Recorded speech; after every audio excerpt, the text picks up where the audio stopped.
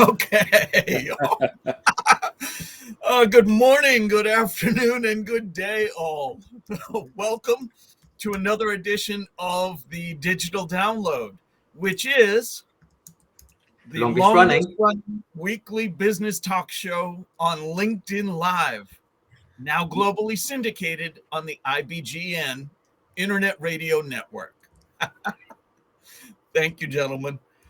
Today, we're talking about developing mental toughness through the 4 C's. We have a special guest, Doug Straharchik, to help us with the discussion. CEO and author, his career spans over 80 different countries, and Doug stands at the forefront of mental toughness and resilience research. But before we bring Doug on, let's go around and introduce everyone. While we're doing that, why don't you in the audience reach out to a friend, ping them, and have them join us? We strive to make the digital download an interactive experience. Audience participation is highly encouraged. So with that, introductions. Alex, would you kick us off, please? Hello, everyone. My name's Alex Abbott. I'm the founder of Sapiro. I'm also known as the bearded sales guy. And you find me on pretty much any social media. Woo! And, Excellent. One more thing, Rob. I am a proud partner of DLA Ignite. There we go. Thank you for that, Alex. Good morning, Adam.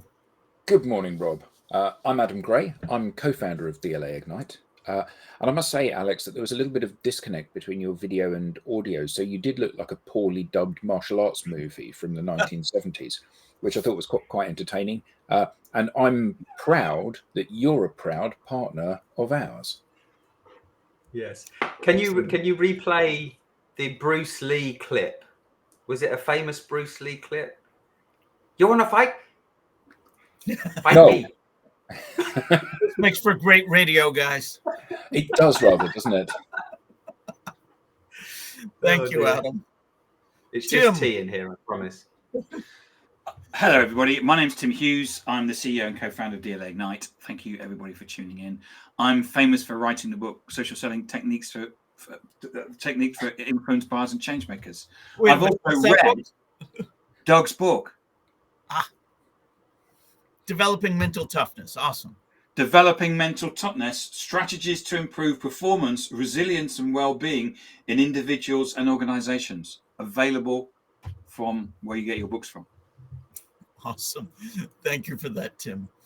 And myself, I am Rob Durant. I am founder of Flywheel Results. I, too, am a proud DLA Ignite partner. And I'm not famous for writing any books. Yet. All right. So, as I said, this week on the Digital Download, we'll speak with Doug Straharchik. Yes. With a wealth of experience from various sectors, including education, health, and sports, his approach of emphasizing evidence-based models and accessible psychometric tools promises to offer profound insights into how we think and how we act. Let's bring him on. Hooray! Welcome. Doug, let's start by having you tell us a little bit more about yourself and how you got here. Okay, so thank you very much for the introduction and a warm welcome. I'm really looking forward to this with trepidation. So I'm going to need every ounce of mental toughness. So, Doug, how did Rob do with the pronunciation of your name? Perfect, absolutely perfect. He could be Polish. Yeah. I could be. I don't know. Yeah. Well, yes. So that corner of the States got a lot of Poles. So, right. I'm Doug Straharchik. I'm the CEO of AQR International, which we founded 35 years ago. So in our sector, that's quite a long-lived organization. And the thing that makes me a little bit different from everybody else is for the last 30 years, I, together with some academic colleagues have been exploring this idea of mental toughness. And it is genuinely groundbreaking. It is genuinely shifting our understanding of what makes people tick, how they respond to things. And very much it's beginning to challenge a lot of conventional thinking out there as well. The most important thing is it's beginning to enable people who are involved in people and organization development to treat people as individuals, not as a type, not as a color, not as a group, but as an individual. And that's the holy grail of development. So that's essentially what I'm about. So yes, part of the introduction was we are very heavily evidence-based. So unlike a lot of organizations in our market, the mental toughness concept we're going to talk about has more than 250 independent peer-reviewed pieces of research supporting it from universities all over the world. So we put what we do out there and we allow people to test it, and we work with that. So that's me. Excellent. Thank you. We have a comment from the audience. Jim McLeod says, this sounds like it's going to be a great episode. And I agree with that sentiment. Thanks, Jim. Doug, can I ask you a question? Because you talk about mental toughness. Surely we have all this sorted with Myers-Briggs. And most of us in leadership have done Myers-Briggs. We probably know what our Myers-Briggs type is. That's it. It's done, isn't it? Done and dusted. Thank you very much, Tim. I will try to do this without any expletives. Okay, so when we talk about understanding people, really we're talking about understanding their personality. To put the Myers-Briggs concept into perspective, it's an idea that was developed in the early part of the 20th century. And the Myers-Briggs concept really came out around about 1950. At its time, it was really interesting and innovative. Our understanding of what makes people tick has gone way, way beyond that. To me, it's like saying, well, in 1950, the most popular car you could buy was a Ford Popular. That was the most popular car around the world. Hands up the number of people who are driving a Ford Popular now. Surely you're driving something much more up to date. For the radio, no one's putting their hands up. Sorry? For the internet radio people, no one's putting their hands up. Okay. Yeah, well, I'm playing safe, Tim. Just in case there is a Ford Popular fan out there. So, and the other thing is that most of the personality models, and there are some good personality models out there, focus on behavioral aspects of personality. And the reason why that's sort of been the most popular approach is we can see behavior. If you're an introvert, we can see that you're an introvert. If you're an extrovert, you can see that you're an extrovert. But behavior isn't the whole the whole thing when it comes to personality. Behavior is describing how we act when something happens. But actually, you don't have to be a genius to work this out. Where does our action come from? It has to come from somewhere. So what we do understand now is that how we act is significantly influenced by how we think. Now, mental toughness is an aspect of personality. It is a personality trait which describes how we respond mentally when things happen, whether it's a stressor or a pressure or an opportunity or a challenge. Our initial mental responses will influence both our emotional responses and our behavioral responses. So it's fundamentally more important. It's a bit like, everybody talks about the fight and flight syndrome, the cave dweller who comes across a saber-toothed tiger, or two of them walking through the savannah come across a saber-toothed tiger. One runs and one stops to fight. Well, why? So these are two aspects of behavior, but they could be absolutely equal in every respect in terms of the physical capability, everything. But one behaves in one way, one behaves in another. The thing that differentiates them and makes that difference is their mental approach. So one thinks they can take the tiger on, and the other one thinks they can run faster than a tiger. So it's our mental approaches are critically important. I think And we can safely say that they're both wrong. Sorry? I said I think we can safely say that they're both wrong with regards to the saber-toothed tiger. But your point about it's kind of the mental resilience, and it's how that drives your emotion and your behavior, your response, your intellectual response to the challenges and the things that are presented to you as you travel through life. Now, is that something that one can improve, change, refocus and reshape if one is aware that some of these challenges are adversely affecting our ability to do what it is we need to do, whatever that may be? Well, you mentioned something that is critically important, is if you are aware. So when we talk, unlike, again, a lot of concepts, a lot of concepts like to put you in a box, the old typing instruments saying, this is who you are, and this is what how you're going to respond. It's self-awareness that matters. And of course, the challenge here is that your mental responses are invisible. So the reason why we've developed the concept and the associated psychometric measure is to help people to become self-aware. And so if you're self-aware, that actually gives you options. So again, you don't have to change. If you think that your mental responses are producing outcomes that don't work for you, then it's perfectly legitimate for you to think, well, maybe I should change. And if you want to, well, we know you can change. It might take a lot of time because we're talking about personality, and you have evolved your personality over, I don't know how many years you've lived, 30, 40 or 50 years. So you're not going to change it overnight, but you can change it. But the other thing is, and this is really important, is you don't have to change. Once I understand something about my responses, I can also develop coping strategies. I might like being who I am.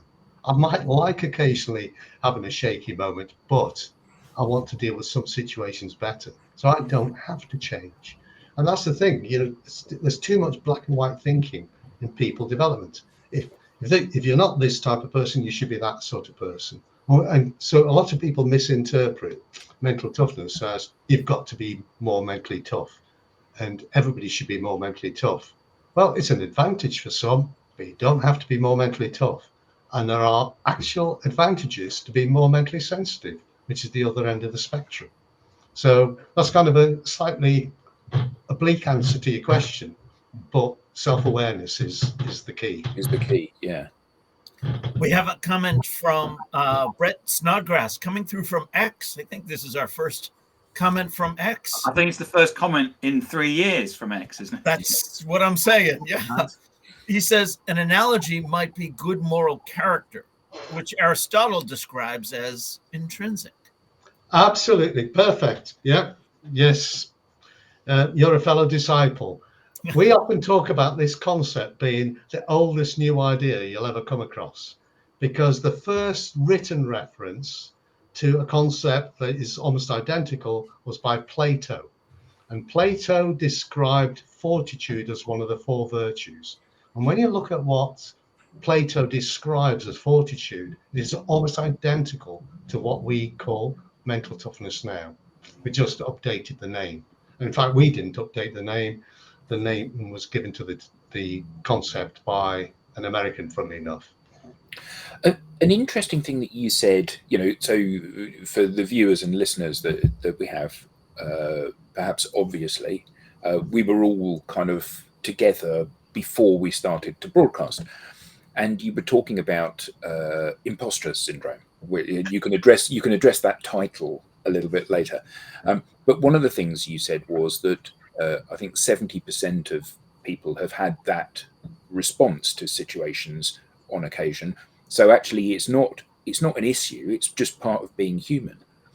And I think that one of the things that the modern world has given us is it has given us a series of labels that apply to things that are basic human behavior. And I liken this to clearly, and there are degrees of this. There's people that are genuinely anxious in social situations, but there are people that are anxious in a social situation such as I've gone to a networking event with 100 people and I don't know any of them and I'm a bit nervous. Yeah. Well, that doesn't mean that you're socially anxious. That means that you're self-aware and human, because that's how you should be in that environment. And what other instances of that do you come up against, where people are having a natural response and they see this as some hideous failing or weakness in themselves because they're not framing it as a normal reaction to that situation? Well, that's a really good example. So we can talk about imposter syndrome later. The example that I find most interesting, so it's answering your question in a slightly different way, is when people talk about burnout. But the most popular description of burnout is you've worked too hard. You've just kept going at something, and because you've run out of every kind of energy you got, you've toppled over and you didn't see it coming. That's burnout. That's a description of one type of burnout. And what you get to see, and I really made my blood boil this morning. I saw on LinkedIn somebody quite well known posting something about the 5 tips to cure burnout. It was nonsense. It was utter rubbish. Within the mental toughness framework and within the mental toughness concept, there's a scale which is called life control. It's where your sense of self-worth sits. It's what Henry Ford meant when he was talking about, if you think you can, you can. If you think you can't, you're probably right. So some of us, when we're given something to do, we'll just go out and do it. And we just believe we can do it, and we just set off straight away. Without thinking too much about it, we go for it. So if that sort of person doesn't realize that maybe what they're trying to do is slightly beyond them, they will burn out because they've overworked. The other end of the scale, you've got people who are hesitant, who can be, your phrase, anxious. They can be nervous. And you could say to them, look, I've got a job for you next week, and I want you to have a go. And that person between now and next Monday will worry. And what they're doing is they're using up their emotional and mental energy. And they get to Monday to start work. They don't get very far. They only do a few simple things and they topple over. They're not toppling over because they've worked too hard. They're toppling over because they've used up their energy in a different way. And there's no point saying to them the same thing that you would say to, person A, who's toppled over because he works too hard. Typically, what you say to that person is, go and take a break. Go and take a couple of weeks on a nice beach. Don't think about work. Recharge your batteries. If you say to the anxious, nervous individual, go and sit on a beach for 2 weeks, what do you think that person's going to do on that beach? They're going to chill out. Exactly the same thing that they did before they started the new task. And conversely, if you say that person actually needs support, that person might need a buddy, might need somebody that talks to them every now and again, somebody that helps them to find their path through their work. If you offer that support to the gung-ho type, what do you think that person's going to do? So, because we can glibly look at big topics and say, oh, it must be this. It isn't this. You've got to dig deep and you've got to say, why did this person, this is what I meant about individualization earlier, why did this person respond to a situation? If we can understand why that person responds, we can do something that suits that person, not everybody. And the consequence of that is you could introduce interventions and development activity that harm. And there is now evidence for that, because in March 2023, researchers at Oxford University did something called a meta-study. They looked at 143 well-being and resilience programs in British organisations. And if there's a live audience, I'd be saying, and what proportion do you think of those programs worked? Not one worked. Okay. Now, they're not saying that those programs can't work. What they also found was that some of those programs did more harm than good. So, I've just illustrated that. If you misdiagnose why somebody's burnt out, you can actually introduce the wrong intervention and make things worse. So if you want to make a difference, clearly what you don't want is a well-intentioned but potentially damaging intervention. So how does one frame this in a way that you can actually provide the support that people need? Well, I mean, what we say and what the Oxford study said is what's needed is personalization, because what they found in that work and what we find is people do provide individualized solutions. So if you worked for me and you were getting a bit flaky, I might say to you, I can see you're having a bit of a tough time. I'm going to ask you to go and see a coach. I'll hire a coach for you. Or there's a program over here that helps people who are struggling a bit. I'm going to enroll you on that program. That's a nice thing to do. But if I haven't sat down and worked out with you exactly what's going on, I might be sending you on the wrong program. And moreover, if we do send you on a program and we haven't told the deliverer of the program that this is what we want you to work on, that person is just going to adopt what is known as a one-size-fits-all approach. And in fact, that study said that the big problem was the one-size-fits-all approach. And what we're trying to do is say, actually, people are individuals. And within the mental toughness framework, there are 8 components of mental toughness. And that gives rise to 40,000 combinations of profile. So you could literally have 40,000 people in a room, put a challenge up, and you'd get 40,000 slightly different responses. But traditionally, in our world of people and organizational development, we'll say, I know, here's a performance improvement course. You can all go on a performance improvement course. Rubbish. We have some comments from the audience I wanted to make sure we get to. First, Andrew Slesser says, good morning, good afternoon, all. So we wave, and Andrew's waving back. But he does go on to say, taking someone out of their natural environment, there shall always be a moment of anxiety. It's how it manifests from there is how we deal in that situation. And then one other comment. Tim, would you read this one, please? Yes, this is a lovely comment. There are moments when we find ourselves lost in a sea of emotions. I'm sorry, Tim. Who made this comment? Rakina. Okay. There are moments when we find ourselves lost in a sea of emotions, uncertain of what we're feeling or how to cope.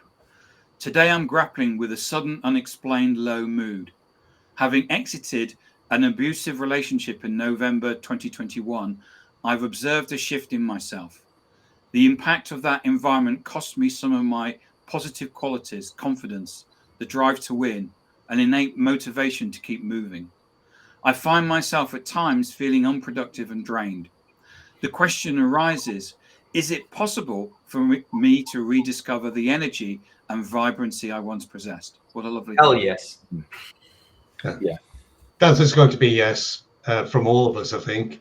Yeah. And again, I would say I can recognize some of those elements that you've just described because they figure in the mental toughness framework.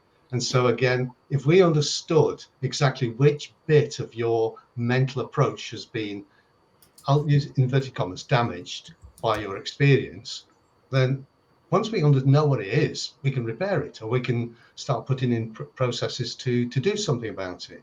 But if we're going to just blindly say, oh, here is another damaged person, here's a solution that worked for the last one, that's just a matter of luck if it works or not. Doug, there's a really important bit there. So you're saying there could be a whole range of different things that was the specific cause that can be fixed. And are the answers in the book that you've written, or are they? No, the answers will be in the book, and although it's fairly current, it's 2021. We already know more than we have in the book. So I'll give you an example. One of the components of mental toughness is risk orientation. One is one's anxiety control, and that isn't about the extent to which you control your anxieties, your emotions. What we do know is that some of us, we've learned over our lives to be able to manage our emotional responses. It means we feel emotions like anybody else, but instead of allowing our emotions to run us, we are able to channel our emotions to a productive end, sometimes use it. In sport, you often see people saying, right, I'm going to channel my anger to work even harder, to be more aggressive and whatever. But others will often allow, the more mentally sensitive will allow their emotions to dictate their responses. Now, mental toughness, we know from all the research, is about 50-50 genetic and 50% experiential. In other words, you've learned that a significant amount of your ability to respond to your emotions. The experiences that this individual have gone through, I don't know the individuals, I haven't explored it, but I'm hypothesizing here, those experiences could easily have created the mindset that person now has. But if we don't understand which bit of her mindset has been impacted and to what extent, we really are flying blind in trying to do something about it. And what I'm saying now is you can do that. You can actually do a much better job of identifying what that individual's needs are and then directing interventions. So the answer is you can do something about it. Excellent. Another comment, some great comments from the audience today. Thank you. Keep them coming. Sharifa Rodha Ismail. I apologize. I know I butchered your name, but I tried. She asks, how practical is individualization in a huge setup in a distributed geography? Well, you said at the beginning, we work in 80 countries. We work with some of the biggest companies in the world and some of the smallest companies in the world. If they're minded to do it, they will do it. It's not that complex a process to get to know the characteristics of your staff better. It doesn't mean that the chief executive has to know, he's got 20,000 staff, has to know the characteristics of all 20,000. But the chief executive has to create a culture where it's important for people at different levels, different managerial levels, to understand the resource they've got in that sort of way. It's perfectly possible. It's perfect.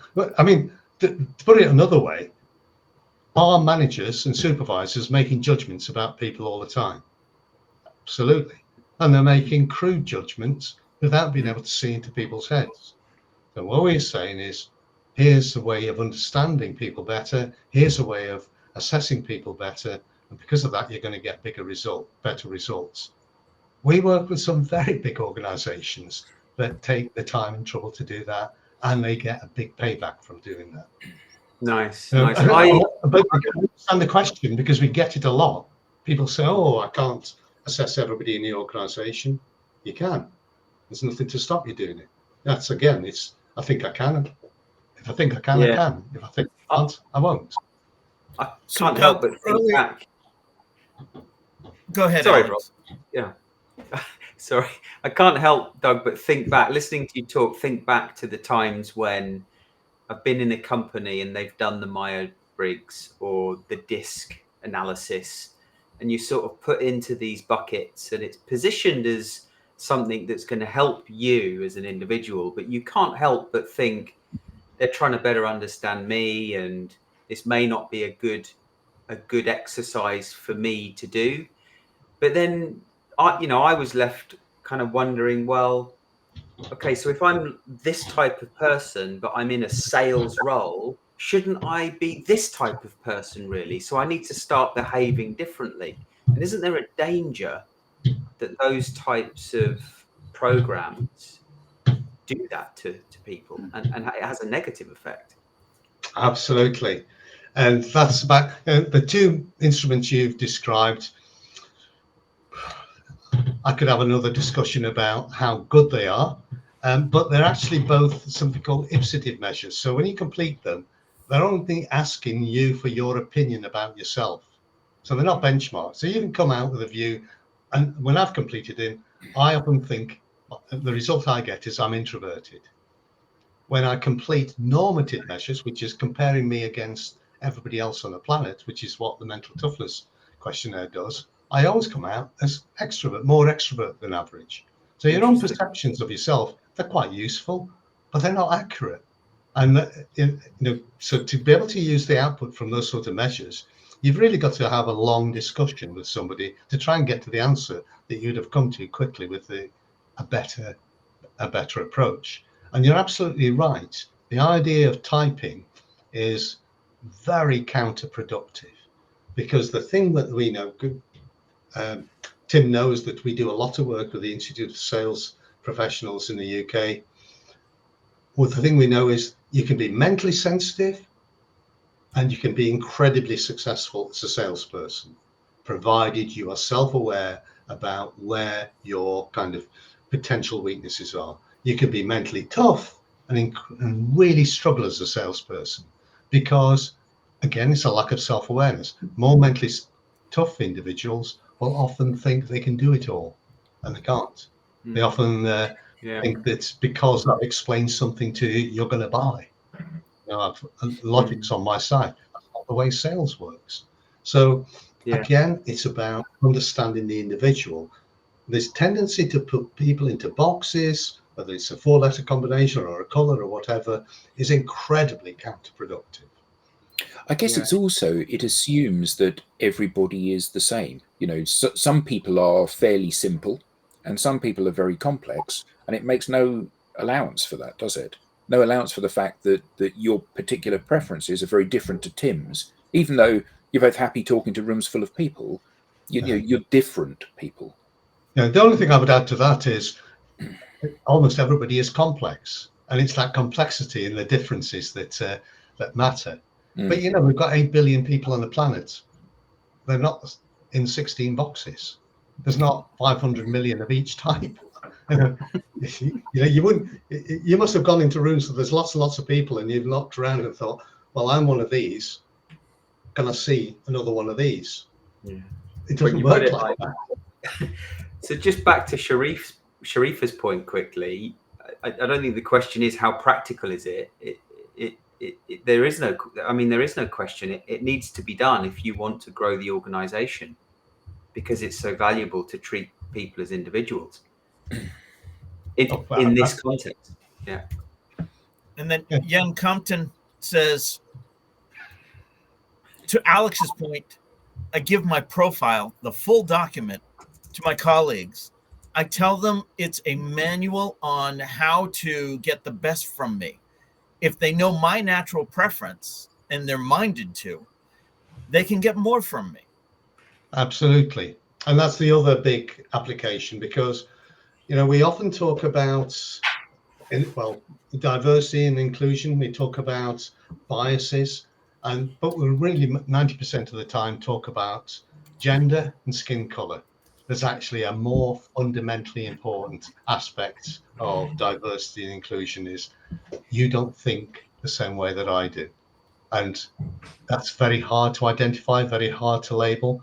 And it matters when you've got people working together. You've got things like my little example before about somebody who's got a high level of get up and go and somebody who's got a comparatively low level of get up and go. Both matter. The fact that you've got a high level of get up and go can be an advantage in some situations. I need to get something started. This person will do it. I'm now looking for a cure for cancer. I don't want that person to rush out the door and come back in 2 days later with what he thinks is the answer. I want somebody to be more thoughtful, more slow, to question themselves, to doubt themselves a little bit, so that they go out and approach that properly. The reality is we need both almost all of the time. But the problem is, because we recognize that somebody isn't responding to things in the same way as me, doesn't think like me, we will typically reject each other instead of collaborating with each other. And it works both ways. The get up and go guy thinks, what a wuss, there's this person, he's not keeping up with me. And the wuss is thinking, oh, he's obnoxious. He's out the door already. He's not waiting for me. And it's that understanding. It's not just self-awareness. As that quote said, it's also understanding at me understanding other people and understanding each other to try and optimize the way we work. I don't want you to be my best friend, but I want to spend the next 8 hours doing something productive, valuable. Somebody spoke about intrinsic motivation before. That's one of the components of intrinsic motivation, that I want to do something that's worthwhile. If you ask me to do something that's worthwhile, I'll do it willingly and enthusiastically. I'm not even going to ask about money, you know? So, Doug, getting back to even just the title of this show, this episode, what is meant by the 4 C's model of mental toughness? Okay, so the 4 big components are control, and that's assessing, these are all mental responses, the extent to which I feel in sufficient control of myself, my life, and my circumstances to be able to achieve what I want. That's not a new idea. That's a long established idea. Yeah. And I'm just holding the book up with a diagram in, so for those that are Great for radio, right? And we've known for a long, long time that the more that you feel in control, the less stress you get. The less you feel in control, the more stressed you get. So that's kind of an issue in that sort of area. The second C is commitment. And this is assessing the extent to which I have a sense of purpose and I want to do something about it. And that's got 2 elements to it. One is having that sense of purpose. That's about being able to visualize what you need to do and think about it being worthwhile. This notion of having a worthwhile goal is really important. Some of us can do it, and surprisingly, an equivalent number of people can't think in that sort of way. And you'd think that if you had a sense of purpose, you'd go out and do it. That's not the case. What we tend to find is that at least a proportion of people who know what they should be doing then don't go out to do it because they can't be bothered to make the effort. And you see that in the workplace, you see that in education, you see that everywhere.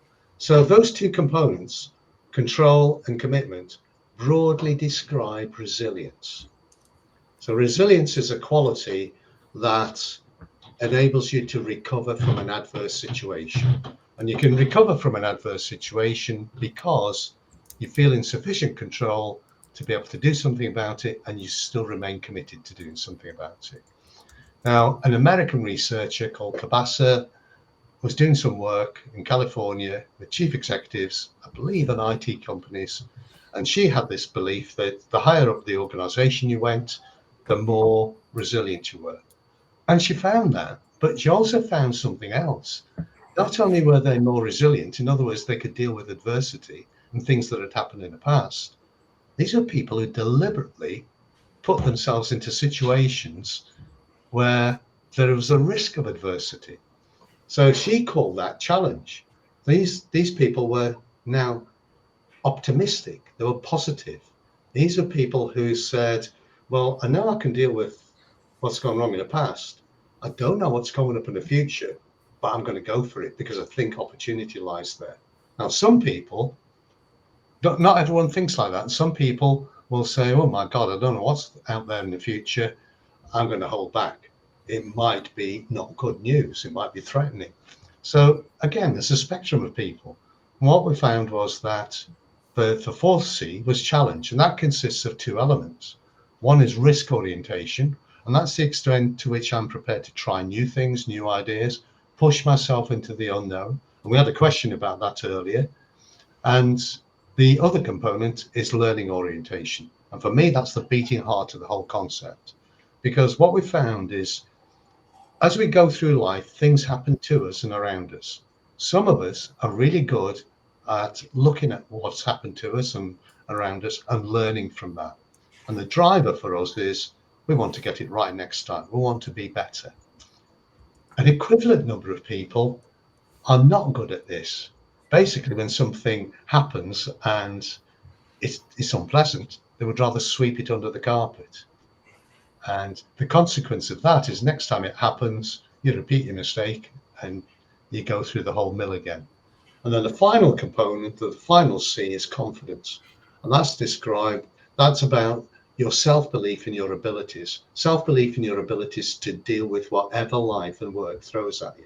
So again, that's a mental thing, because it's not about the level of abilities. You can actually be one of the most able people on the planet, but you can still doubt yourself. And we see this in the world of education with kids. You know, they're really knowledgeable. They've soaked up everything that the teacher has thrown at them, put them into an exam and say, here's a question, you know the answer to that. And they go, I don't know that I do. And they don't put it down. You see that in business, you see in the workplace. People who are perfectly competent will hold themselves back because they think, well, do I really know enough? Doesn't so-and-so know more than me? And then the final little bit is something that you've all referred to in the past, is interpersonal confidence. And that's about having the mentality to feel you can engage with people around you. So some of us can do it.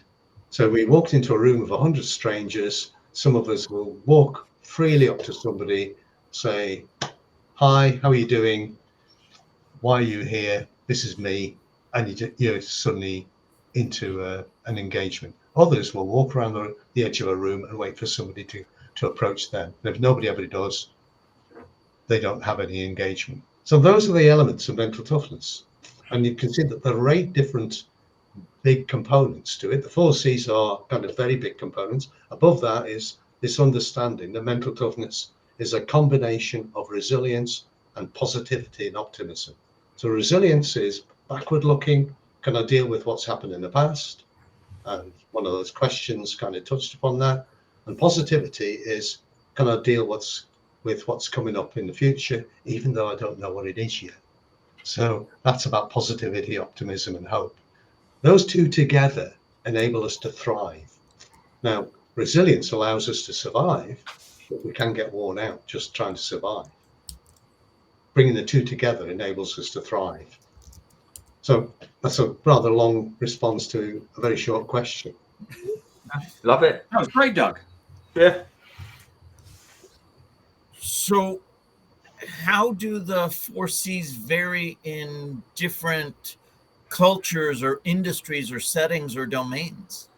Yeah, we do a lot of work. I mean, there's me. I'm a practitioner. People often think I'm an academic because I kind of can talk about the academic aspects of it, but I actually work with a lot of very clever academics, and there are now 2 professors who've become professors because of the work with mental toughness. And so we constantly supply them with information, with data to examine these things. So one of the most important ones is, one of the most important questions we get asked is that there a difference between males and females? And generally the answer is males and females in terms of the mental toughness are virtually identical. Statistically, they're identical. And that's kind of an important message. I mean, we've got a male-dominated panel here, but if there's no difference in the mental toughness between males and females, there are no grounds for discriminating between males and females. There's no grounds for believing females are more tender in some way than males, which is used to be a widely held belief. And so the idea that you prevent a female from doing something for any of these reasons just doesn't hold water. Males and females are virtually identical. In terms of culture, you said at the beginning we work in 80 countries. Virtually every country we go to, we go and do what's called an equivalency study. We check to see whether the questionnaire and the concept still holds water in that culture. The answer is, wherever you go, the overall level of mental toughness is virtually identical. But when I talk about those 8 factors, there are differences in patterns of those 8 factors. And what this is telling us is that wherever you go, people generally have worked out how to survive and to a degree thrive in their own way. But there are cultural implications that have meant that they will do it in different ways. So I'll give you a little example. In the West, in Western, well, actually globally, the average score on a 1 to 10 scale for, say, commitment, the commitment element, is 5.5. It's actually the average score for all of the scales. So in the West, anywhere we go in Europe, Canada, the States, we find on commitment, the average score is 5.5. we do a lot of work in China. On that scale, the average score comes out at just over 7. Now, statistically, a psychometrician would say a difference of half a STEM from 5.5 to 6 would be significant. That's 1.5 STEMs. So it's very significant. And when you go to China, and I've been there, of course, hopefully some of you have as well, you will find that if you go to work with a group of Chinese people and they make a promise, they say, right, I'm going to do this overnight, 9 o'clock tomorrow morning, you'll have it on your desk. It's always on your desk. It's part of their culture. It's part of their, it's face saving. If they don't do that, they are mortified. If you go to the Middle East, you get a completely different response. The average score in the Middle East comes out about 4.6, 4.7. And what we find there is their approach to time is different. And it's affected partly by their religion and partly by their environment. For them to do something by 9 o'clock, yeah, it was useful and it was a target. But if I don't land it on your desk at 9 o'clock, who died? So they have a completely different approach. And one of the reasons why we're doing some work globally is a lot of these international organizations keep coming across this. You know, you get a branch in China dealing with a branch in, say, the United Arab Emirates, and they're tearing their hair out because they don't keep their promises to each other. Or one's keeping a promise and the other one isn't, that sort of thing. So there are those kind of differences emerging. And that's part of what we want to do. We want to learn more and more about it. We want to take our understanding of people and how to get people to be the best version of themselves that they can be. We want to get it to a level where we really understand it, way past sort of the superficial Myers-Briggs type understanding. We want to Doug, get... You're using those numbers, those measures. What can you just tell me? I may have missed it. What are those measures again? What do they represent? Right. So one of the important byproducts of all the work we did was we were able to develop a questionnaire, and that was fundamentally important because, you know, we can describe the concept, but if I sat and looked at you, Alex, how do I know how strong you were on each of these 8 factors? So one of the challenges the academics responded to is to develop a questionnaire that would give us a better insight. Psychometric measures are very valuable, but they're not perfect things. They give you a better picture of individuals, not a perfect picture, but it's a big advance from what we got. So now we have a psychometric measure, which is called the MTQ Plus, which is, in terms of, you know, its quality, it's up there. It's one of the Rolls-Royce of measures. It is a very high quality measure, but it gives us this capability to assess people on each of the 8 components. And as I said before, it's normative. And so what we're able to do is to get Alex to complete the questionnaire and compare your results to the average person on the planet, because that's what we really want to know. Is Alex more or less mentally tough than the average person, and to what extent? Because once we've kind of benchmarked in that way, we can get a better grasp of who Alex is and how to work with him. And do you find a difference between how they answer the questionnaire versus how they actually behave in situations? Right. Okay. So there is a technical answer to that. The statisticians will identify things like reliability and validity. So they will go out and test the questionnaire, and the reliability and validity of the mental toughness questionnaire is very high. So typically, this might not sound like a lot, typically we find we get a really good close answer that the individual accepts more than 50% of the time. And when you get above that level, you get in different degrees of fit, and very occasionally you'll get people who say, no, this isn't me. Okay. And in some cases they're right. Yeah. But again, we're trying not to pigeonhole people. We're not trying to say you completed this questionnaire, so you must be this. Yeah, that's the way it works. Yeah. And for anyone that might be curious that's listening, is this questionnaire publicly available? Can anyone go and test? Anyone can do it. I mean, there is a cost to it, obviously, It's not a big Right. cost compared to all the other high quality measures. If they go to our website, it's aqr.co.uk, they'll learn about it. So we get lots and lots of coaches, for instance, using it in their work. We get training and development organizations using it in their work. And we get, as we said before, some pretty big organizations realizing that if they understand their people better, they can get a better response. And not only that, they can develop better well-being. Doug, we've got 5 minutes left. Imposter syndrome. Right. Can we talk about it? We can, yes. Because we've done just about everything else. We've done burnout. We've done. Let's do imposter syndrome. Right. So in 5 minutes. Okay, just do a little bit of scene setting. In December, the Economist journal, which is a very highly respected journal, did an article about the medicalization of normal everyday events.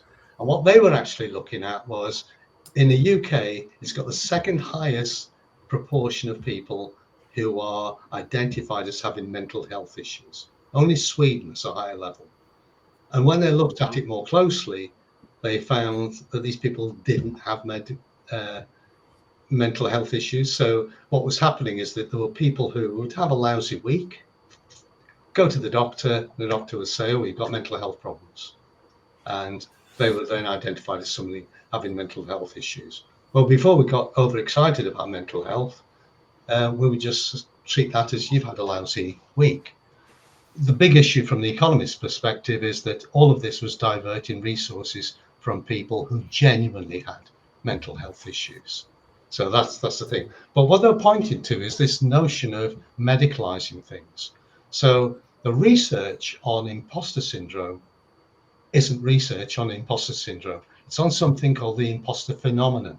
A research paper never mentions syndrome. Somebody else has turned it into a syndrome.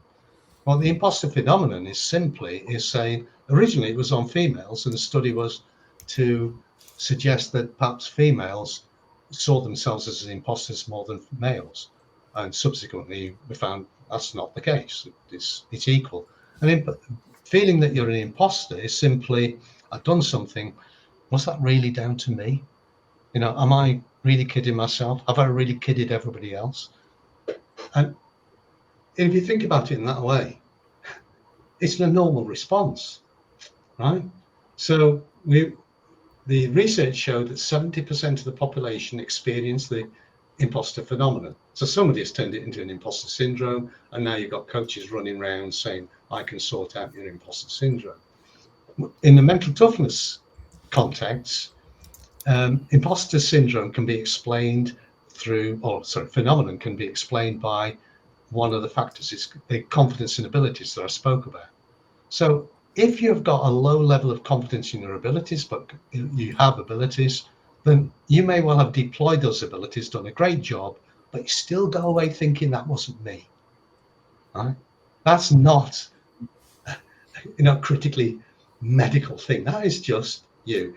And when I spoke about learning orientation, it's perfectly normal.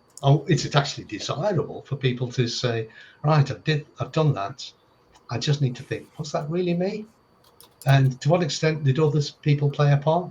These are normal responses. These are not me going crazy in some way. Moreover, if I didn't experience aspects of the imposter phenomenon, there's a risk I think it was all down to me. That's arrogance.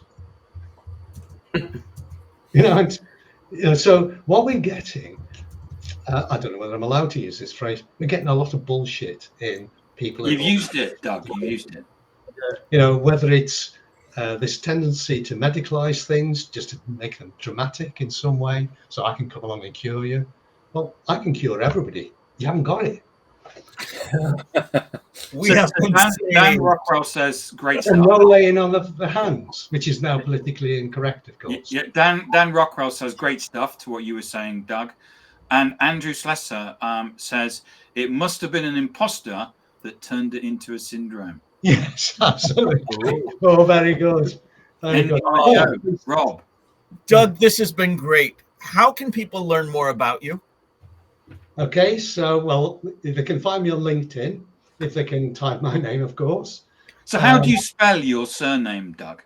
Well, it's there. It's Doug Straharczyk, STRYCHARCZYK. Or they can email me. That's it. It's very simple. doug@aqr.co.uk. And then, of course, as Tim's demonstrating, there is a book, Developing Mental Toughness. That's published by Kogan Page. That's available in every good bookshop, and that's got contact details in the book. The book is definitely worth buying. That's in third edition, by the way. That is genuinely a global bestseller. Excellent. Nice. Before we wrap up, though, there's loads of different assessments on your website.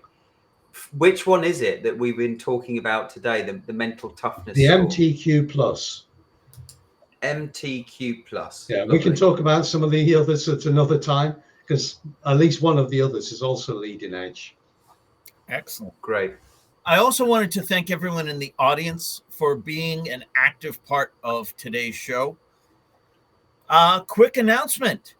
We now have a newsletter. Don't miss an episode. Get show highlights, beyond the show insights, and reminders of upcoming episodes. Scan the QR code on screen or visit us at digitaldownload.live/newsletter. Doug, on behalf of the panelists, to our audience, thank you so much for being here. And to everyone in the audience that has joined us, thank you for being an active part of today's show. We will see you next time. Bye, all. Bye. Thank you. Thanks, Doug.